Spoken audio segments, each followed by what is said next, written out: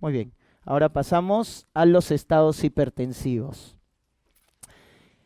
Preeclampsia es un tema muy preguntado. Siempre viene en los exámenes. Siempre cae una pregunta de preeclampsia en los exámenes de residentado, ¿no? Y miren, lo que más preguntan es la parte de diagnóstico. En este año también ha venido una pregunta de diagnóstico, ¿no? Todos los años viene.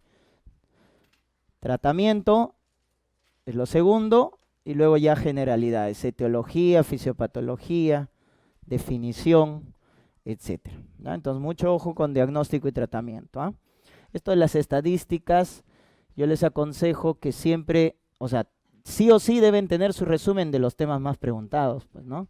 Si no tienes tu resumen de preeclampsia, hemorragia o las complicaciones más importantes, en obstetricia al menos estamos mal, ¿no? O sea, por algo les mostramos esta estadística, es para que enfoquen su estudio. Entonces tú, si no sabes preeclampsia, ya es tu talón de Aquiles. Tienes que repasar sí o sí, constantemente. Si repasas ahora, de acá a un mes, de nuevo repasa. Cánsate de repasar, tienes que darle varias vueltas a tu resumen. No es solo hacer el resumen, ¿ah? Es repasar el resumen. O sea, le tienes que dar varias vueltas. ¿Ves preguntas? Repasa tu resumen. En ese constante deben estar, ¿ya? Muy bien. Entonces, vamos a ver la definición de preeclampsia. Comenzamos con la definición operacional. La preeclampsia es un estado hipertensivo del embarazo. Es el estado hipertensivo más frecuente, ¿ya? 50-80% de todos los estados hipertensivos son preeclampsia. Entonces, ¿cómo definimos una presión sistólica mayor o igual a 140? IO, presión diastólica mayor o igual a 90 milímetros de mercurio. El clásico, 140-90, ¿no? Como mínimo 2 medidas. Ojo, esta es la definición operacional, ¿ah? A veces en el caso clínico no te va a decir 2 veces le hemos medido, no. Vas a decir 140, ya es un estado hipertensivo. Pero por ahí, si solo te preguntan la definición estrictamente, es 2 medidas separadas 4 horas, ¿ya? Como mínimo separados 4 horas. Y este es un criterio importante. ¿A partir de qué semana aparece la preeclampsia?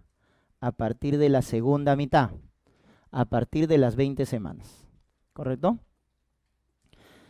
¿Puede ser una medida? Sí, cuando ya es grave. ¿Y cuando es grave?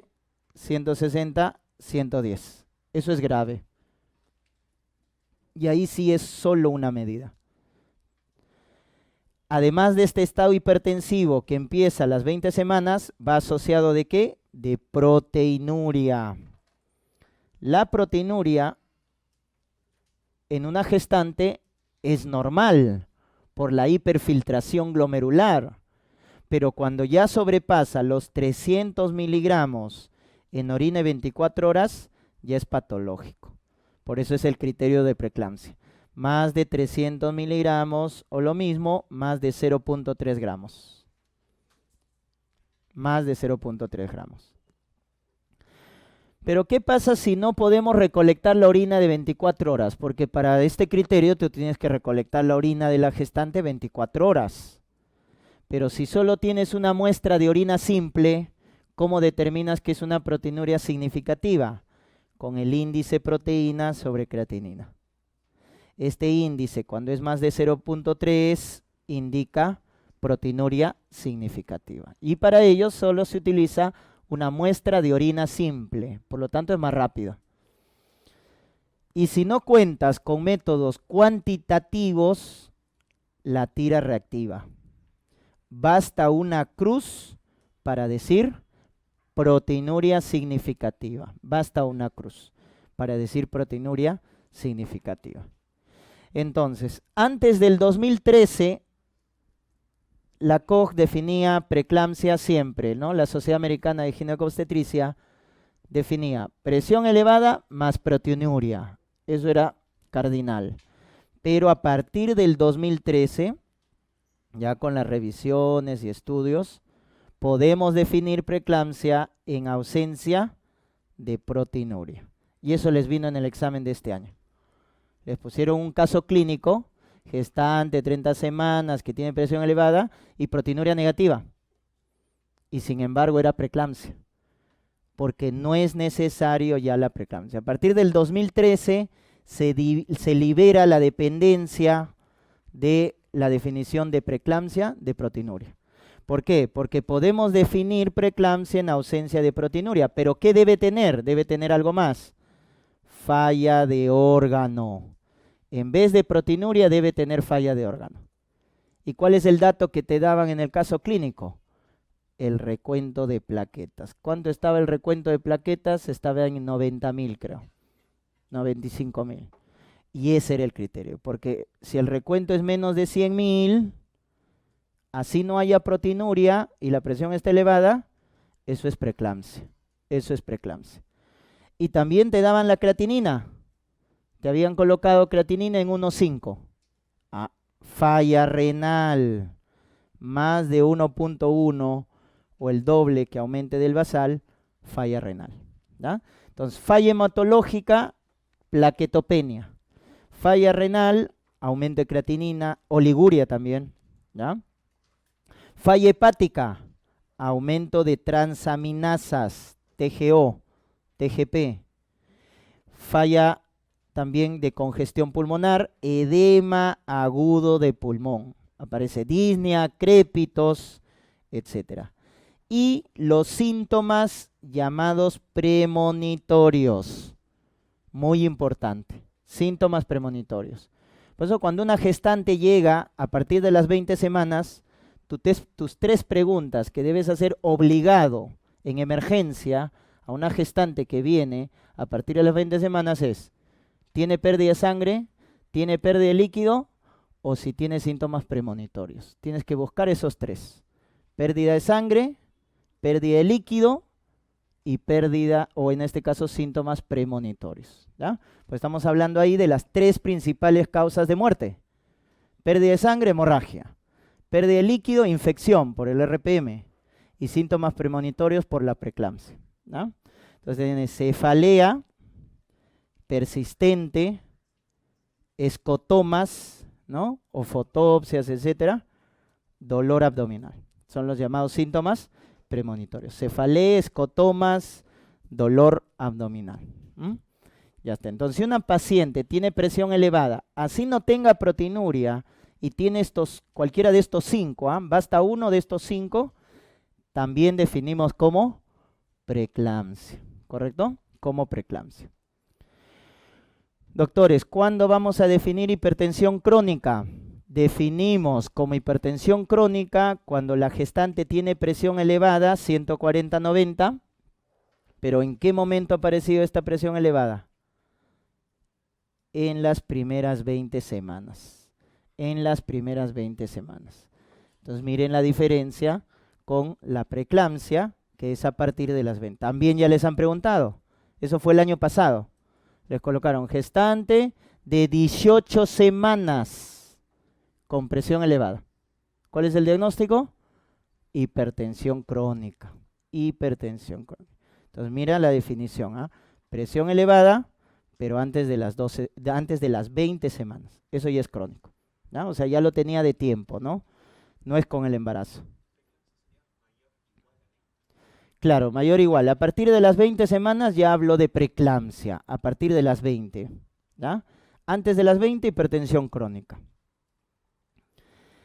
Y la hipertensión gestacional queda reservado para una paciente que tiene presión elevada, pasada las 20 semanas, como la preeclampsia, pero no tiene. ¿Qué no tiene? Ni proteinuria, ni tampoco tiene falla de órgano. No tiene ninguno de los dos. Ni proteinuria, ni falla de órgano. No tiene ninguno de los dos. Porque basta que tenga proteinuria o basta que tenga falla de órgano y eso será una preeclampsia. ¿Correcto? Ya está. Eso es que tienes que acordarte. La definición. Ahora, ¿en el puerperio puede haber preeclampsia? ¿En el puerperio? Sí. Puede persistir la preeclampsia aún estando en el posparto, pero de manera transitoria. ¿Qué quiere decir eso? Que tanto la preeclampsia como la hipertensión gestacional, como son producidos por el embarazo, son estados transitorios. Por lo tanto, debe desaparecer la presión elevada dentro de las 12 semanas del posparto. Deben durar hasta las 12 semanas. Porque si la presión sigue elevada pasada las 12 semanas del posparto, ¿qué viene a ser? Una hipertensión crónica. Si persiste elevado pasada las 12 semanas del posparto, eso viene a ser una hipertensión crónica. ¿Correcto? Eso también es importante. Es un criterio adicional. La preeclampsia y la hipertensión gestacional desaparecen dentro de las 12 semanas. En cambio, la hipertensión crónica persiste pasada las 12 semanas. Ya está. Ese es entonces con respecto a la definición, ¿no? Entonces son 3 estados hipertensivos. ¿Y qué pasa si una gestante viene con presión elevada en las primeras 20 semanas? ¿Cómo le llamaba? Hipertensión crónica, ¿no es cierto? Hipertensión crónica, cuando viene con presión elevada antes de las 20 semanas de la gestación, antes de las 20 semanas de embarazo. Pero cuando llega a las 20 semanas, se agrega, doctores, proteinuria. O se agrega falla de órgano. Sigue con su presión elevada, pero cuando llega a las 20 semanas, se agrega proteinuria o falla de órgano. ¿Cómo se va a llamar a este cuarto estado hipertensivo? Hipertensión crónica sobreagregada. ¿Con quién se ha agregado? Preeclampsia. Cuarto estado hipertensivo, ¿no? Entonces tenemos hipertensión crónica, si es en las primeras 20 semanas o persiste más de 12 semanas.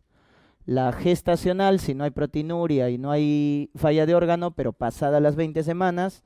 Luego tenemos la preeclampsia y luego la hipertensión crónica sobreagregada con preeclampsia. Son 4 estados hipertensivos del embarazo. ¿Estamos bien? Ya, esa es la definición, ¿ah? Que tienes que acordarte de los 4 tipos de estados hipertensivos, ¿ya? Muy bien, vamos a ir a la fisiopatología, muy importante, miren. Entonces acá vamos a recordar lo que hemos visto en la primera clase, la fisiología, ¿ya? Entonces miren, acá está el espacio intervelloso y las células de color verde son las células del trofoblasto, doctores. Entonces, ¿qué pasa en un embarazo normal? Miren, las células del trofoblasto van a invadir, ¿qué capa invaden de las arterias espirales? La capa muscular. Invaden la capa muscular y miren cómo la desaparecen, la hacen desaparecer, miren, a comparación de esto, miren, que acá tiene capa muscular gruesa. Acá que tiene capa muscular gruesa, como tiene capa muscular, el vaso se contrae, porque el músculo se contrae. Pues hay vasoconstricción por el músculo. Pero las células del trofoblasto, a medida que van invadiendo a las arterias espirales, hacen desaparecer a la capa muscular. Como ya no tiene capa muscular, ¿qué le queda al vaso? Dilatarse. Por lo tanto, en un embarazo normal, la invasión adecuada de las células del trofoblasto hace que el vaso o la arteria espiral tenga alto flujo y baja resistencia. Porque hay un reemplazo, se reemplaza la capa muscular por tejido fibrótico. Entonces, al no haber capa muscular, el vaso se dilata. Por eso la arteria espiral de lo que era pequeñita se vuelve en un vaso grande, de alto flujo y baja resistencia. ¿Estamos? Y eso es lo que ocurre en las llamadas oleadas de placentación. Eso es lo que ocurre en las oleadas de placentación. ¿Se acuerdan qué factor de crecimiento actuaba? Sí les mencioné. Factor de crecimiento endotelio vascular. Factor de crecimiento endotelio vascular. Favorece esta angiogénesis. Ahora sí, a modo de recordar, hemos visto eso. Miren lo que pasa en la preeclampsia.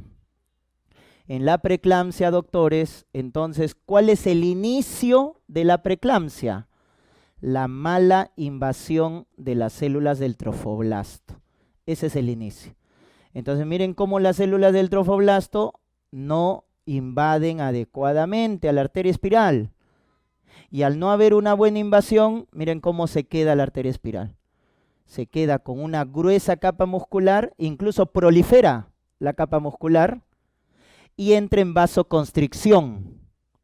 Por lo tanto, va a ser un vaso pequeño y al hacer vasoconstricción tiene menos flujo y alta resistencia. Menos flujo y alta resistencia. Por lo tanto, el primer evento en la fisiopatología de la preeclampsia es la mala invasión de la célula del trofoblasto. O también les pueden mencionar placentación, ¿no? Porque es las oleadas. La placentación está anormal. Por eso el origen de la preeclampsia está en la placenta. Si la placenta no se forma bien, se va a producir preeclampsia. La mala invasión de las células del trofoblasto. Sobre todo, ¿qué oleada se altera? ¿La primera o la segunda? La segunda oleada es la que se afecta en la preeclampsia. La segunda oleada, ¿ya? Porque si se afecta la primera oleada, que es muy precoz, ¿qué pasa si aparece muy tempranamente la preeclampsia? ¿Qué pasa si tienes una gestante de 14 semanas que tiene presión elevada, proteinuria, falla de órgano? ¿Qué debes descartar? Si tienes una preeclampsia, entre comillas, pero a las 14 semanas. Muy bien, doctor. Enfermedad trofoblástica, mola. Y eso es cuando se altera la primera oleada. ¿Se dan cuenta? Eso lo vamos a ver el día de mañana. ¿Ya? Todavía no cambias el esquema. El esquema sigue siendo preeclampsia a partir de las 20 semanas. ¿Ya? Entonces, miren, la mala invasión del trofoblasto, error en la segunda oleada, genera la placentación anormal. ¿Ya? Ahora, alguien preguntará, ¿y de qué depende entonces que la invasión sea adecuada o que la invasión sea normal? Depende de muchos factores. Uno de los factores es genético. ¿Ya? Si la mamá ha tenido, la abuelita ha tenido preeclampsia, la hermana ha tenido preeclampsia, la gestante va a tener preeclampsia, ¿no? Factor genético. Otro es un factor inmunológico. ¿Y a qué se refiere el factor inmunológico? Pregunta, ¿cómo está el linfocito o inmunidad celular en una gestante normal? ¿Está aumentado o disminuido? Disminuido, por la tolerancia, ¿verdad? ¿En qué pasa en la preeclampsia? Está aumentado. En la preeclampsia hay una activación de la inmunidad celular, de la acción del linfocito, de la acción del linfocito natural killer, de la célula asesina.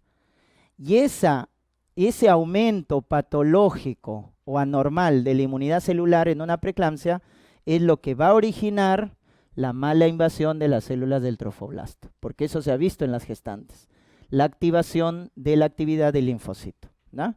Factor inmunológico, ¿no?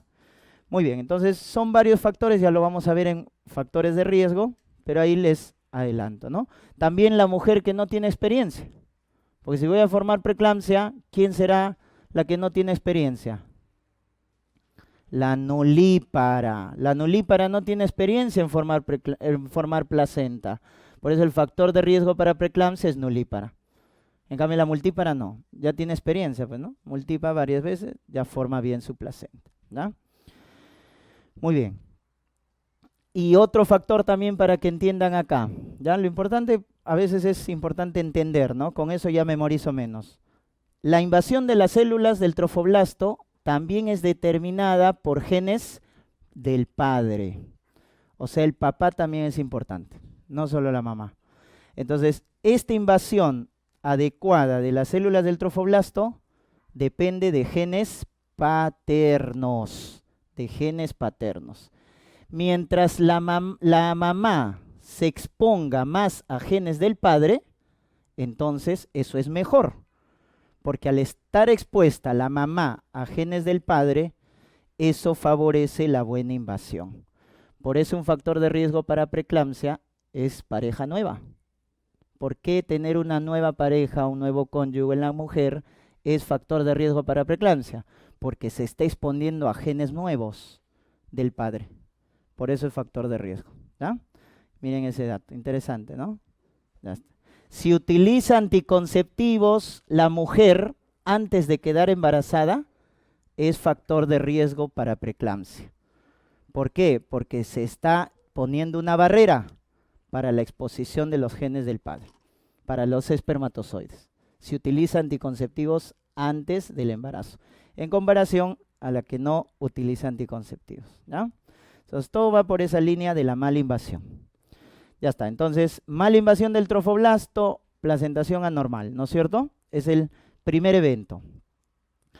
Segundo evento, entonces, si se forma mal la placenta y los vasos espirales son pequeños, aparece esto. Como es un vaso de alta resistencia y bajo flujo, insuficiencia placentaria, porque no hay buen flujo. ¿Y esto por qué se produce? Porque la arteria espiral no se ha remodelado. Hay ausencia del remodelado vascular. ¿De quién? De las arterias espirales. Lo que normalmente debería pasar es que no tengan capa muscular. Pero ¿qué pasa con las arterias espirales? Tienen una gruesa capa muscular e incluso prolifera la capa muscular. Y eso va a inducir más vasoconstricción y por lo tanto más insuficiencia placentaria. Generando ¿qué cosa? Isquemia de la placenta, infartos. Por eso la placenta pequeñita, por infartos, es la que se presenta en la preeclampsia, por esta insuficiencia. ¿Ya?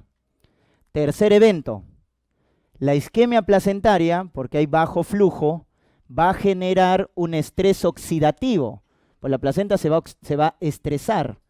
Entonces, ese estrés oxidativo al final va a llevar a una disfunción endotelial sistémica. Y acá se sale la preeclampsia de la placenta, porque la preeclampsia es al inicio un problema de la placenta, pero al generar un estrés oxidativo, ahora el tercer evento se vuelve sistémico y se genera una disfunción endotelial sistémica. Y esto es lo que va a dar origen a las fallas de órgano en la preeclampsia. ¿Y qué va a pasar? O sea, falla el endotelio. Pregunta, el endotelio normalmente produce una sustancia vasodilatadora y que inhibe la agregación plaquetaria. ¿Qué sustancia cumple ese rol? Vasodilatadora y que inhibe la agregación plaquetaria. Las prostaglandinas. ¿Qué prostaglandina? La I2, también llamada prostaciclina. Esto normalmente está aumentado. De esa manera los vasos están abiertos y no hay agregación plaquetaria. ¿Quién es el antagónico de la prostaglandina I2 o prostaciclina? El tromboxano A2. ¿Qué hace el tromboxano A2? Todo lo contrario. Hace vasoconstricción y favorece la agregación plaquetaria. ¿Qué pasa en las preeclampsia, doctores? Estos metabolitos se invierten. Baja la prostaciclina, que es una sustancia vasodilatadora, y aumenta el tromboxano, que es una sustancia vasoconstrictora. Y aquí viene el rol y la explicación. ¿Por qué? Para prevenir preeclampsia, ¿qué doy? Para prevenir preeclampsia, ¿qué doy? Aspirina. ¿Por qué le das aspirina? Porque ¿cómo está el tromboxano A2 en la preeclampsia? Aumentado. ¿Cómo vamos a inhibir la producción de tromboxano? Con aspirina. Por eso es una medida de prevención. Entonces, este desbalance de aumento de vasoconstrictores y disminución de vasodilatadores se produce por disfunción endotelial, doctores, porque el endotelio empieza a fallar. ¿Qué más? El plasma se sale de los vasos. Hay un trasudado del plasma. Entonces, si el endotelio falla, entonces empieza a escaparse el plasma porque aumenta la permeabilidad capilar. Entonces, hay un trasudado del plasma. Entonces, ¿qué vamos a encontrar en una preeclampsia? ¿Hemodilución o hemoconcentración? Lo normal era hemodilución, pero si el plasma se está saliendo de los vasos, Ahora la volemia de una gestante va a estar en una hemoconcentración, porque se está reduciendo el plasma. Va a haber una hemoconcentración, ¿ya? O sea, disminución del volumen plasmático. Perdón, acá no es hematocrito, me estoy confundiendo. Volumen plasmático, eso es lo que tiene, ¿ya? Disminución del volumen plasmático es lo que va a tener, ¿correcto?, la gestante. Por lo tanto, lo que va a tener la gestante es un estado de hemoconcentración diferente a una gestante normal.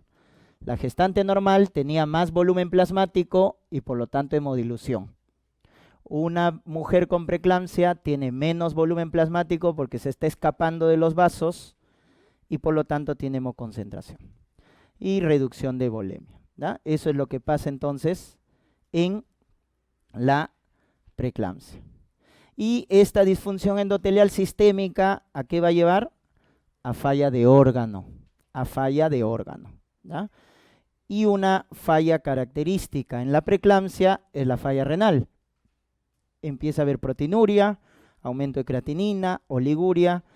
Y esta es una pregunta también en ENAM, les preguntaron esto a los internos, les colocaron, ¿cómo se llama la lesión del riñón por la preeclampsia?